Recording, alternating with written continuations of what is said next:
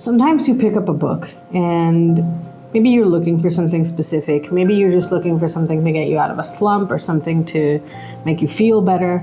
And then you go in not fully knowing what the book is going to be about, and it completely transforms your life.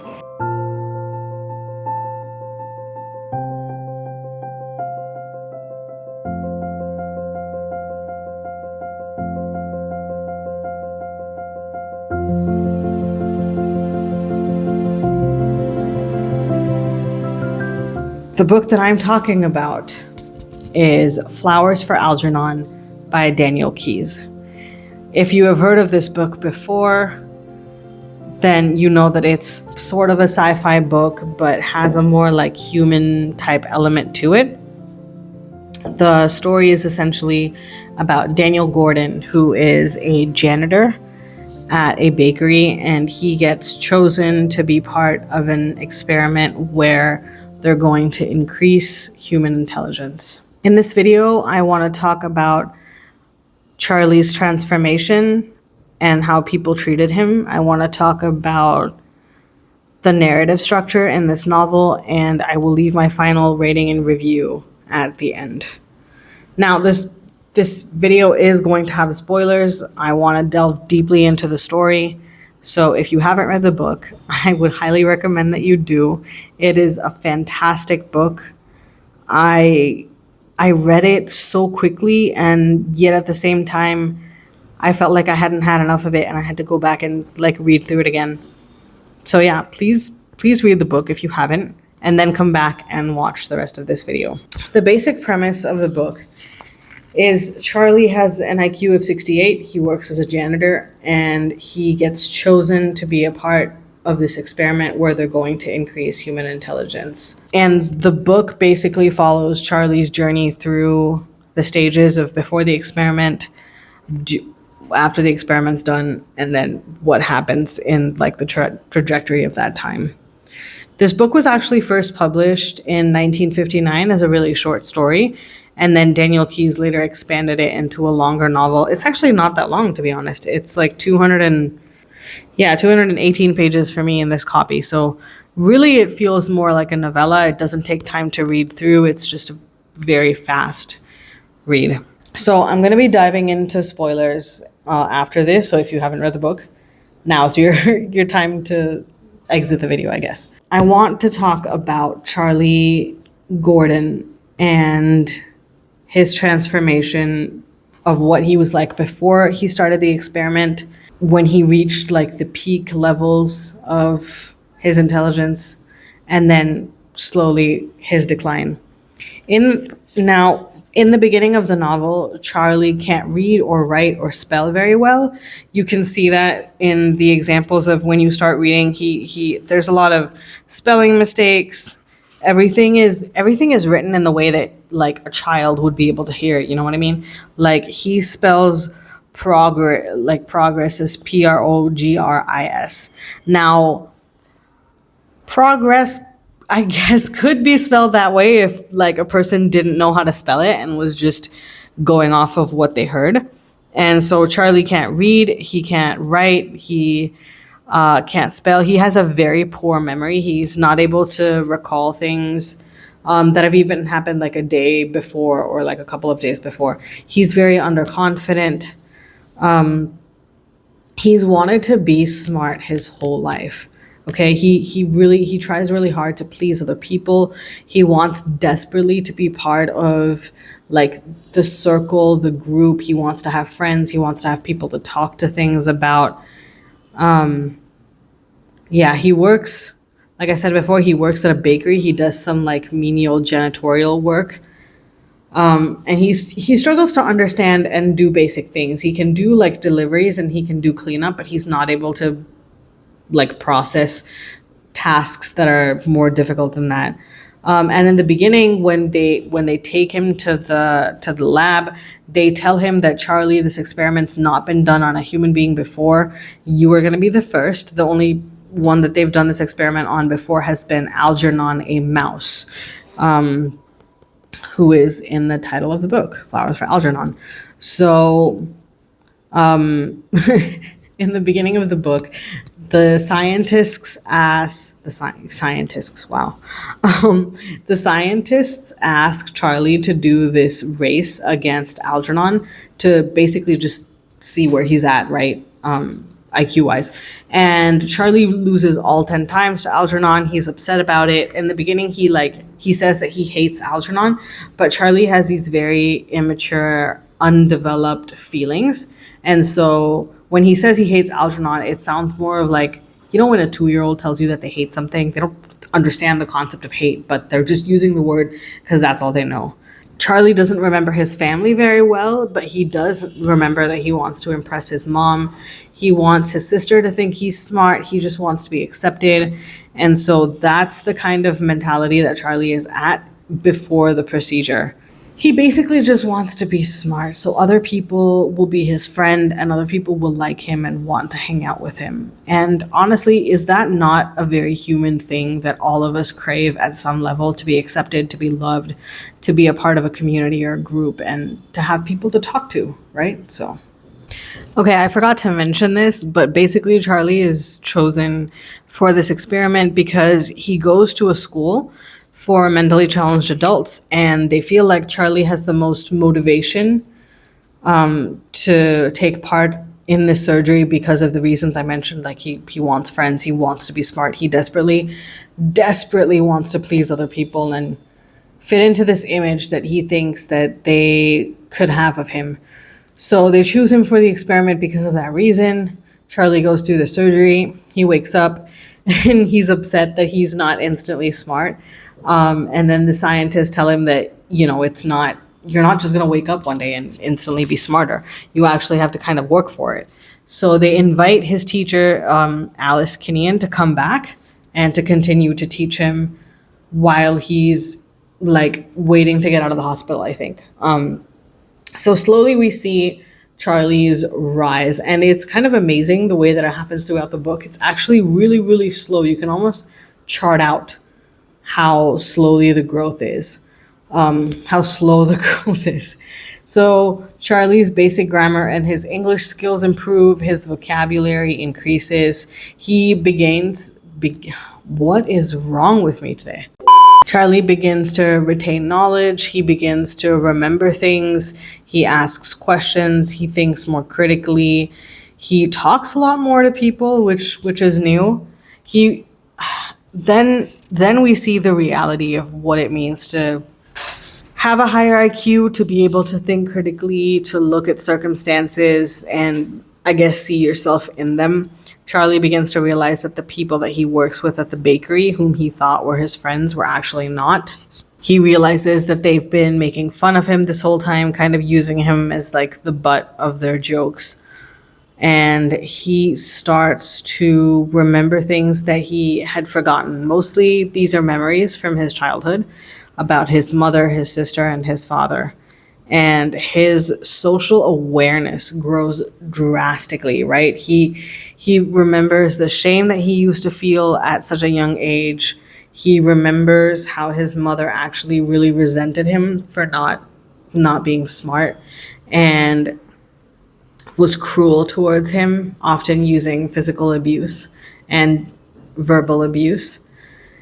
And he realizes over time that he's becoming physically attracted to Alice Kinnean, who's his teacher, which is a bit weird because though Charlie's intelligence, IQ wise, is growing in numbers, his emotional and his social ability to interact with people and process his emotions are still like those of a child. So when Charlie gets to his peak intelligence, he outgrows everyone, right? Intellectually, he's hit IQ numbers of 180, maybe 200 or something.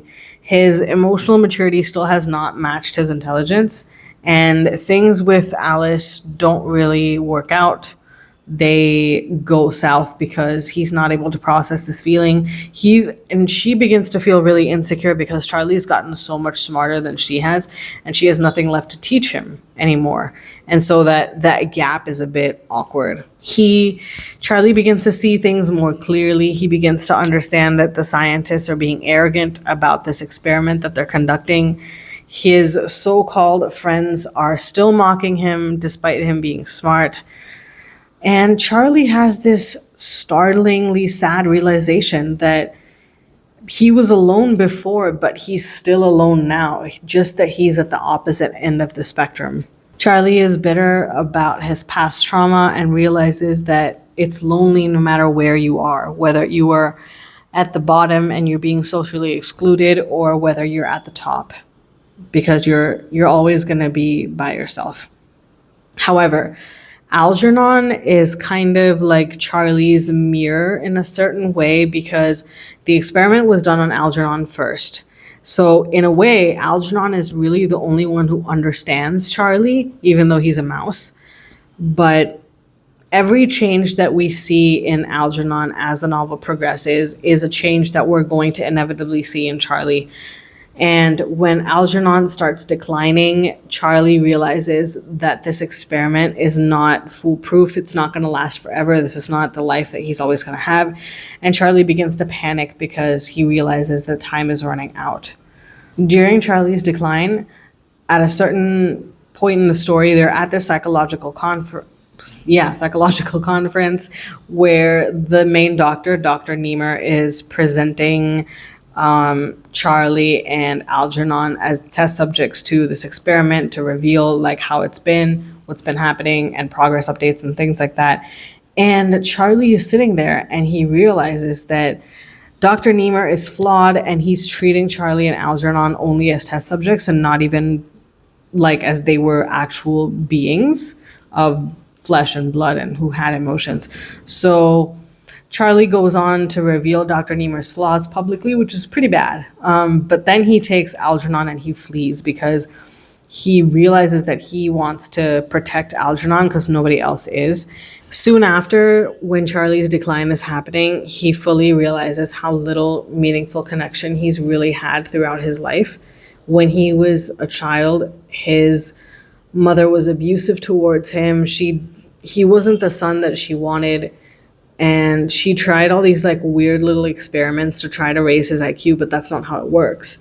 And she would just treat him horribly. His sister too was really cruel to him, and his father soon left them, so he doesn't have any connection with his family. No one as he grew up really like cared and loved for him as a human being. They just kind of saw him as like a thing to make fun of, to be unkind to. And people on both ends of the spectrum have resented him. When he was not smart, it's because he was not smart that people resented him and didn't want to include him in anything or be kind to him.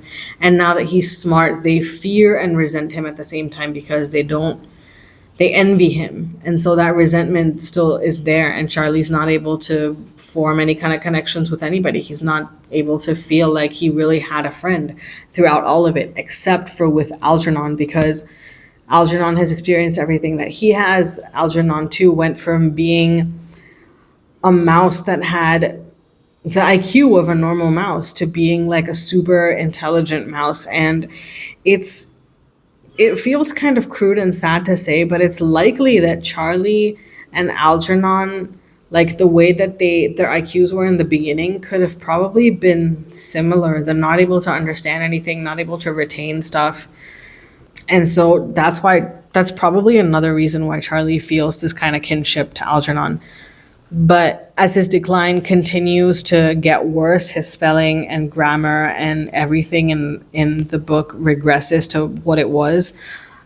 His relationships are lost, both in the lab and at the bakery and with Alice. Charlie, before he loses his full ability to think, realizes that he wants to quit his job at the bakery because the last thing he wants is to be pitied. So he quits his job. And his last full act of empathy is when Algernon dies and he buries Algernon in his backyard and requests for someone to please place flowers on Algernon's grave, which is like his last humble respect for other people to view Algernon and as an extension, him with some dignity for what they went through. Now, I want to talk a little bit about the narrative style. Like I said before, this book is an epistolary novel.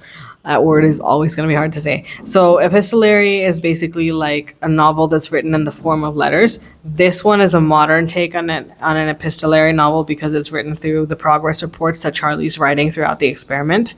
And the reason why I think that that matters is because epistolary novels are actually really intimate in nature. You're looking at this through like a first person point of view. You're viewing this completely through the lens of the characters' beliefs, their thoughts, their perceptions, right? Everything. It's almost like, well, in letters it does almost feel like a diary entry, but even with the progress reports, I mean, Charlie's talking to us as though we were like his closest confidants. So initially, actually, Charlie is an unreliable narrator because his low IQ means that he can't fully comprehend the world around him. He's not able to have like a holistic worldview because of his immaturity, which is dramatic irony because the readers are able to understand more than Charlie is, especially when like we have scenes in the bakery where people are talking about him, or like Charlie is describing a scene where this thing happened and he's not able to understand what took place in the scene, but we as readers do. But as his IQ increases, Charlie becomes a more reliable narrator and quickly even surpasses the IQ of the reader. The vast like differences in the writing style obviously emphasize the changes that Charlie goes through with the grammar and the vocabulary and the punctuation and stuff. And we're able to very intimately see Charlie's growth and his regression, which make us feel as readers closer to Charlie, I think. Because as I was reading this book, I mean, I felt terrible for Charlie when he went through really difficult things that are even hard to talk about, but I really felt like Charlie could be a friend because of the way that the novel's written and the emotions that I went through as I was reading it. I really felt like I had grown attached to Charlie and I cared about his problems like they were mine. And I think that sense of like love and empathy and kinship that you can feel from a character has a lot to do with the fact that it was written in this kind of narrative style, which obviously is a choice. So I rated Flowers for Algernon a 5 out of 5 stars. I feel like 5 out of 5 isn't enough though. I think I would probably rate this a 6 out of 5 stars if I could. It was an amazing book. I couldn't stop thinking about it. I wanted to read it again. In fact, when I was prepping for this video and like taking notes and stuff, I did read it again and it made me question things and it made me think about things. And I think that's a mark of a really good book when the pages are done and time has moved on and yet you can't stop thinking about this book because it just makes you want to question things. It makes you think things through again, things that you thought you knew, you thought you understood, but you just keep ruminating about it in your mind. I kept thinking about intelligence and whether it's a gift or a curse, because Charlie was unhappy when he had really low IQ and he felt alone, and he gained all this intelligence and all it did was make him more unhappy because it made him see the reality of things around him that he thought he knew really well, but he didn't know. And honestly, Charlie teaches us so much through his journey. He teaches us the pain of remembering as well as the joy of being able to understand things, to remember things, to read, to write, to talk to other people and be part of conversations. It made me question whether being ignorantly bliss is a good thing or a bad thing, because on the one hand, I really felt for Charlie when he noticed the horrors of the things that he's experienced. And it made me wonder, wouldn't it be better if he just didn't remember all this and could have lived his life the way that it always was? And lastly, I think this book really made me wonder how perception of levels of intelligence affect our relationships and how important intelligence is in like a more social setting. Overall, it was a fantastic read. I can't recommend it enough to people. If you have not read Flowers for Algernon, please take this as a public service reminder and read it. That is all for me. I hope you have a really great day and the rest of the month. Happy reading.